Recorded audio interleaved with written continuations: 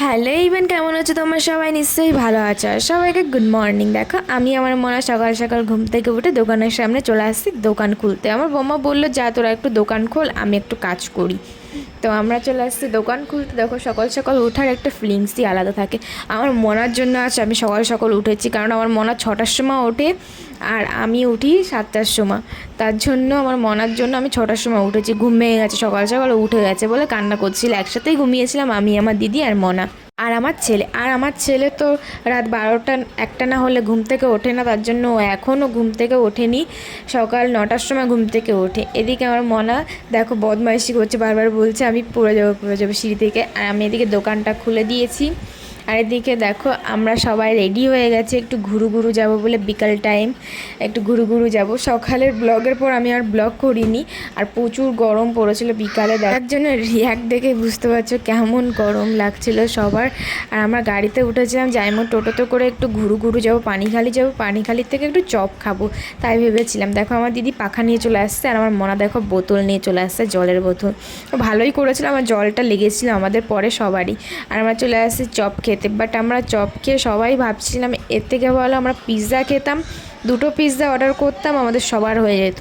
কেন কি চপ খেয়ে ম্যাক্সিমাম সবারই আমাদের গ্যাস হয়ে গেছে। আমি তার জন্য বুদ্ধি করে একটাই প্যাটিস খেয়েছি আর সবাই বেশি বেশি করে খেয়ে নিয়েছে। আমার আগে আমি এসব ব্লগ আমি ছেড়েছি। ম্যাক্সিমাম টাইমই আমার হাজব্যান্ডের সাথে ঘুরতে বেরোলে আমি চপের দোকানটা আসতাম আর এই প্যাটিসটা খেতাম। চিকেন প্যাটিসটা আমার খুবই ভালো লাগে। সবাইকে আমি নিয়ে গেছিলাম, চল খেয়ে আসি, আমার পছন্দে, আমার ব্লগ তো দেখিস তোরা, তাই চল খেয়ে আসি। তারপরে আমরা চলে আসছিলাম আমরা 3 বোন মিলে একটু শপিং করতে। আমার বৌদির বার্থডে আজকে, তার জন্য দিদি কি নেবে ভাবছিল।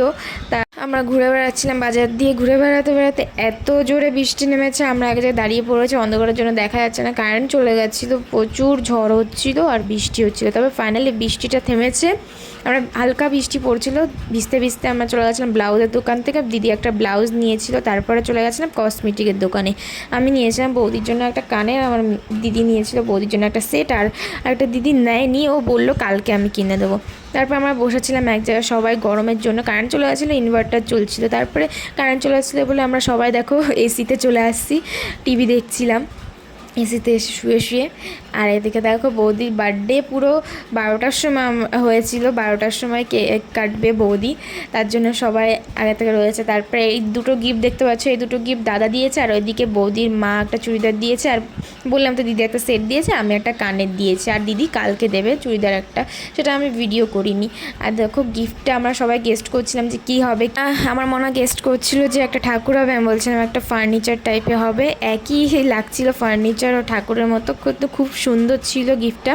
আর এদিকে দেখো আর একটা গিফট ছিল রাম, খুবই সুন্দর ছিল।